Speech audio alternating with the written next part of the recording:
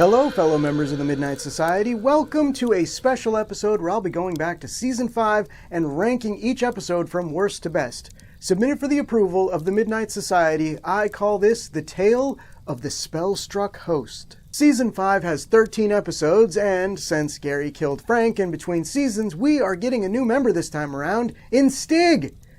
Terrible person, pretty good storyteller. To end things on a high, I'll be going from my worst rated episode to my best rated one.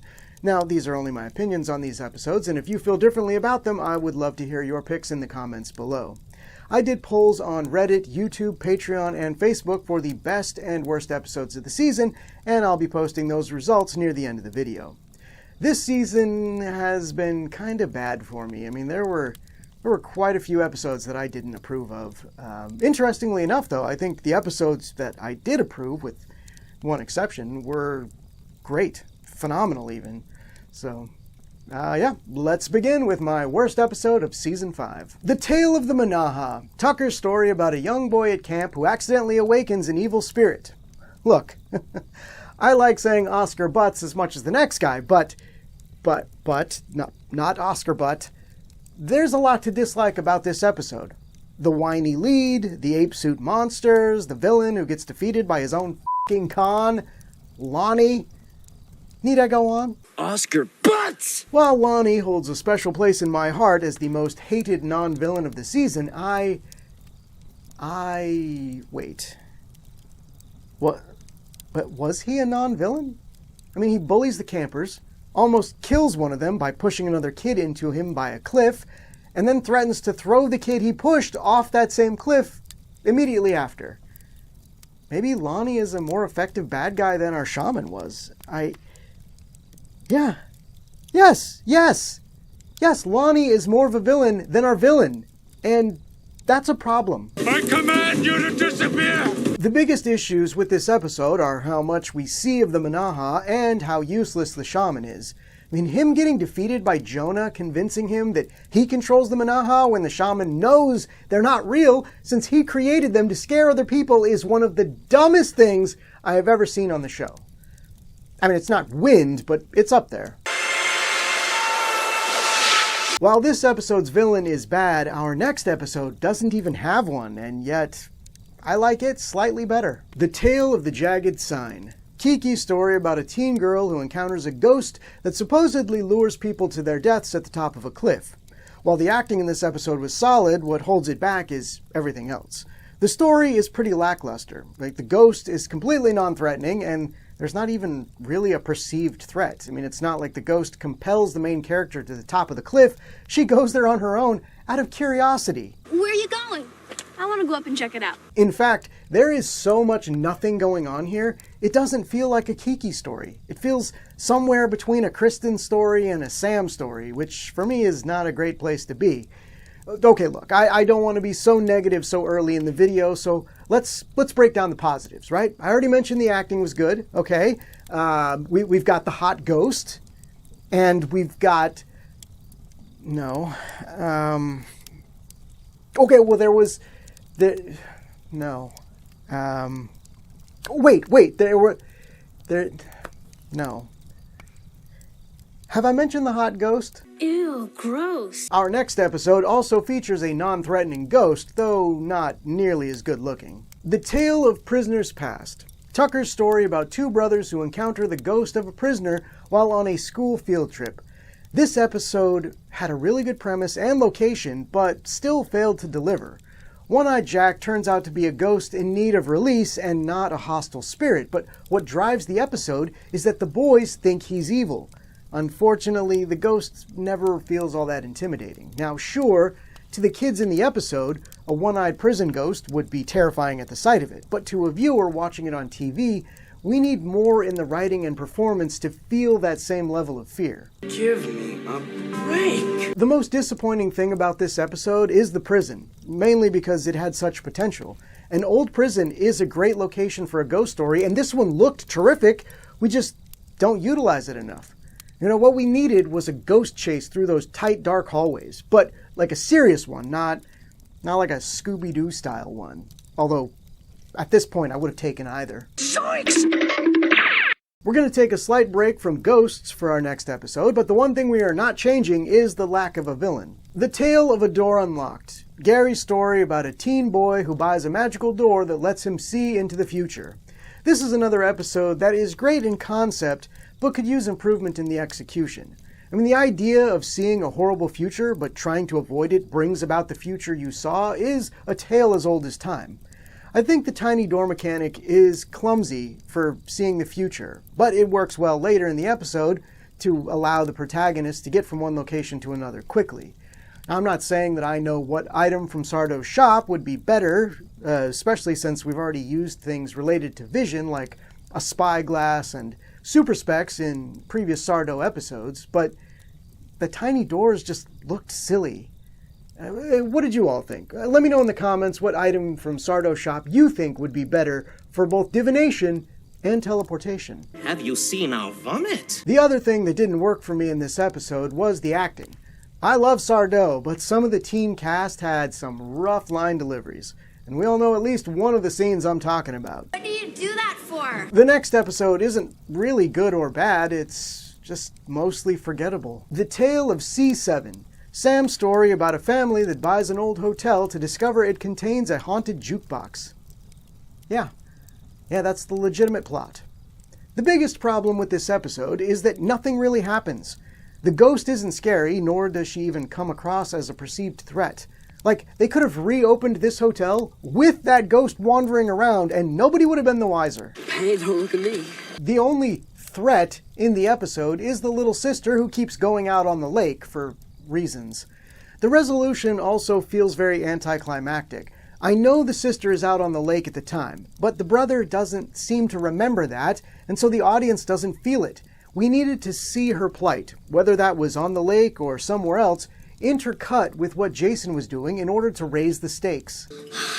Very funny. My next pick is one that you'd be hard-pressed to know what the f*** it's supposed to be about from the title alone. The Tale of Badge. Gary's story about a teen girl who discovers that she comes from a long line of ladies with magical music powers. While I enjoyed Badge as a character, I thought he was a lousy villain with a stupid name. Sure, he captures Willie, but it never feels like he's in control. If anything, it feels like she's toying with him the entire time. It wouldn't have surprised me if at some point she just dispatched him and said some kind of action movie one-liner. Hasta la vista, Badgie.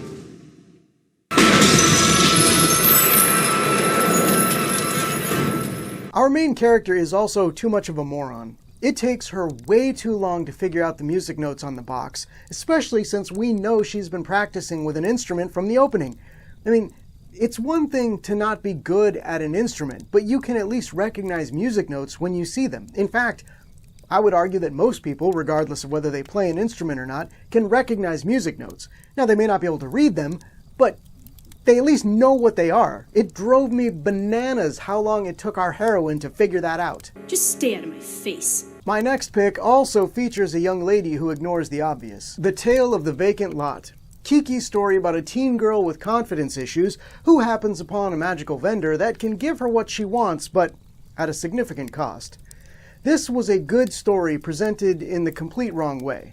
What didn't work for me was how sinister our villain seemed right from jump, and how stupid our heroine was to go along with her trades despite not asking basic questions. As I said in my review, our villain needed to be charismatic, right? She needed to lure Catherine into making a deal with an almost magical quality, like how Miss Valenti was in the Tale of the Mystical Mirror. Ah, Miss Valenti. You know, when I think about her, I've never been in love before. Now all at once it's you forevermore. But this is why. Sorry, I don't know what just happened right then. I blacked out for a moment. Anyway, Vacant Lot. Yes. If Marie had hidden her intentions better, I could have bought into Catherine making the trades easier. Unfortunately, since Marie cackles like a witch at every turn, it just makes our protagonist come across as a moron. Then again, I suppose, we were all morons to some degree when we were teenagers, and, some of us never grow out of it. Looks like you're not as special as you thought. We are finally out of the woods and into the episodes I approved in my original review videos. The worst of the best of Season 5 is The Tale of the Unexpected Visitor, Kiki's story about two boys who reach out and touch someone in deep space.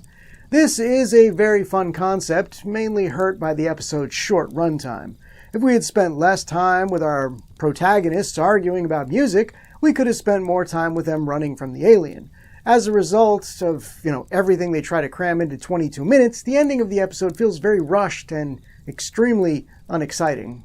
Yeah, right. The acting in the episode was solid all around, and even the effects hold up, except for, the Spirit Halloween spiderwebs. Overall, a pretty good episode, or as my boy Perch would say, This is awesome. my next pick doesn't necessarily feature aliens, but it does feel more like an alien episode than this one did. The Tale of the Chameleons. Betty Ann's story about a teen girl who is bitten by a shape-shifting Chinese water dragon that tries to take over her life. I know this is a divisive episode. Some people love it, a lot of people hate it. I enjoy it. Sure, there are some mega issues with the plot, as I mentioned in my original review, and sure, it features one of the worst props in the history of the show, but it also has a lot of positive things going for it as well. You have great acting from our two protagonists, a story filled with tension, which admittedly is hard to f*** up when you're doing a body snatcher narrative, but I digress, and a dark ending where the bad guy wins. Spoiler alert. Can't believe it. The biggest offense this episode makes is calling a Chinese water dragon a chameleon. The two lizards look nothing alike, and unfortunately, I feel like this detail is something that a lot of the naysayers just refuse to get past. Now, I'm sure they went with the lizard that they did because it can move fast, but, for the sheer creep factor alone, a real chameleon would have been a better pick. Have you ever looked into their eyes? They're not trying to steal your soul. I don't know what is. Don't you recognize me? Moving away from stealing bodies, my next pick features the stealing of beauty and youth. That is, The Tale of the Mystical Mirror. Betty Ann's story about a teen girl who gets a job at a beauty boutique only to discover her boss is an evil witch. Evil is a tad extreme. Miss Valenti just knows how much joy she brings to the world, and if she has to, sacrifice a few teenagers to keep herself young and beautiful, I'd say it's worth it. Come on. You all feel it too, right? Her presence, it's spellbinding, it's so many things that I want to say. I like my girls a little bit older. I just want to use your love tonight. What were we talking about? Yes, Mystical Mirror. So while I found the, turning girls into wolves to cut out their tongues to power the mirror a weird thing, I think the rest of the episode works really well. We have a solid cast all around, and a villain that you believe could lure young girls to her with her promises of beauty and power. I only wish that we could have spent a bit more time with our villain. For purely educational purposes. Just to learn more about her. No other reason. The moon is high and you're so glamorous, and if I seem over amorous, lady, what can I do? Let's move on before this keeps happening. My number 3 spot is going to be a controversial pick because I know it's the number 1 episode of the season for a lot of people. The Tale of the Dead Man's Float. The Stig initiation story about 2 teens who discover a hidden pool at their school that is the home to an angry spirit. While no one can argue that the pool monster isn't the most intimidating creation of the entire series, what holds this one back from one of the top 2 spots for me is the story. Now, it's not bad. It's just a very basic narrative, and for someone like myself who loves lore, we learn nothing about the monster. Now, for a lot of people, that's not a problem, and this will be the number 1 episode on their lists. But to them, I say, make your own ranking videos and stop interrupting mine. Oops. Despite the lack of backstory on our evil spirit, this is still an excellent episode with some great acting, effects, and scares. It would take someone aggressively shouting at me to convince me an episode is better than this one. Speaking of which, my number 2 pick is The Tale of Station 109.1, Stig's second initiation story about a boy obsessed with death who accidentally swaps places with a spirit waiting to pass on. Stig's got 2 episodes in my top 3. I still hate him, but the kid can spin a yarn. What I love about this episode is how it surprised me. Gilbert Gottfried delivered a terrific performance, being funny when it was needed while also being able to turn on the intimidation at the drop of a hat. Oh, really? While this episode could use some better scares, and I do think their entire afterlife process needs an overhaul, I found the narrative super interesting, which is why this places just ahead of Dead Man's Float. Though, since this is another Stig story, it really makes sense why that pool ghost was so angry. I mean, it's notoriously difficult to hear the radio underwater. I mean, he just wanted to pass on and he couldn't. You know, that is until he got some help from some, let's just say, performance enhancers. Red cat! My number 1 pick is a popular episode, but just not as much as Dead Man's Float. What can I say? I'm a sucker for vampires.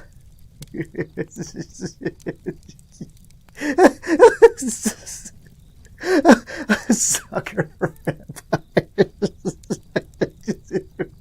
Do you get it? Because vampires suck.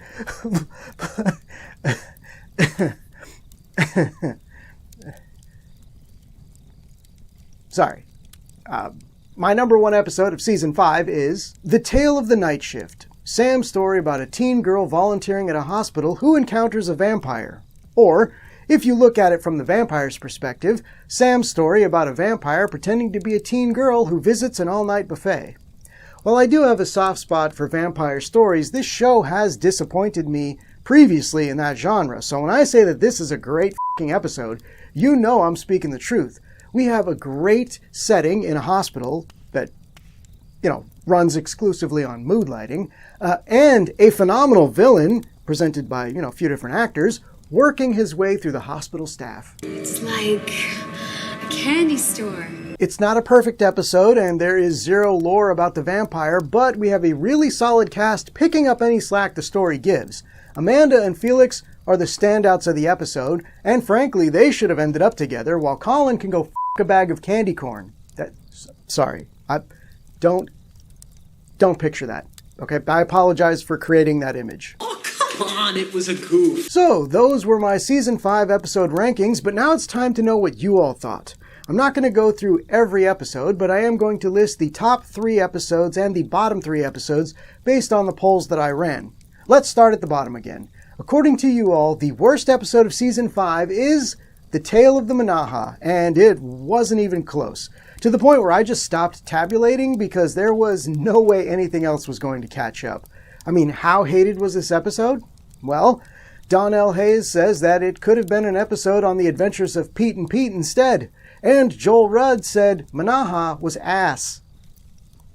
Truer words, Joel Rudd. Truer words have never been spoken. God.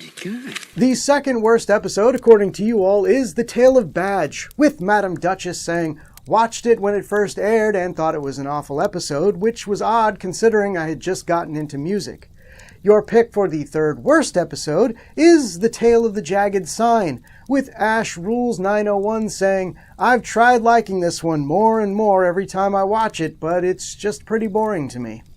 I mean, the ghost of Hotness Past also looked pretty bored in the episode, so I get it. Don't you love me? Let's end this thing on the positive. According to you, the Midnight Society members, the top 3 episodes of Season 5 are, starting in third place, wait, what's this? There is no third place because The Tale of Station 109.1 and The Tale of the Night Shift both tied for second place, with Red Flag Smoothie saying that 109.1 is one of my top episodes of all time, and Chelsea F saying the following about Night Shift. Creepy vampire and the most WTF remark made in the show.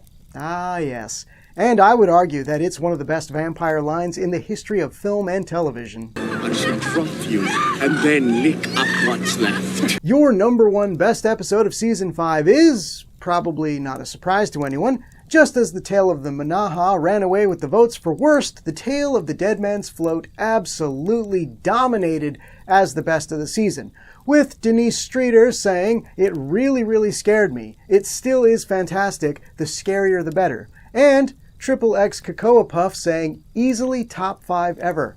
Look, it's a great episode, but you're all wrong about the pool creature. The real monster of the episode was jealousy.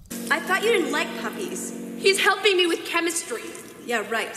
Thank you all for participating in the polls for this video. If you feel like your favorite or least favorite episode from Season 5 of Are You Afraid of the Dark got shafted, drop it in the comments. Be sure to check out the next episode where we are back to normal episode reviews. Yes!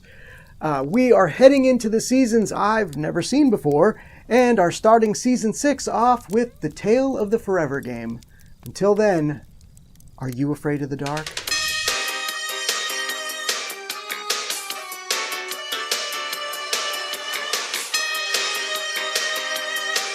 Oscar butts! I seriously have no idea what's going on with me today. Every time I think about the Mystical Mirror episode, I just lose control of my fucking body. It's like Miss Valenti pops into my head, and then suddenly I'm like, ooh, I want you, I don't know if I need you, but ooh, I die to find out.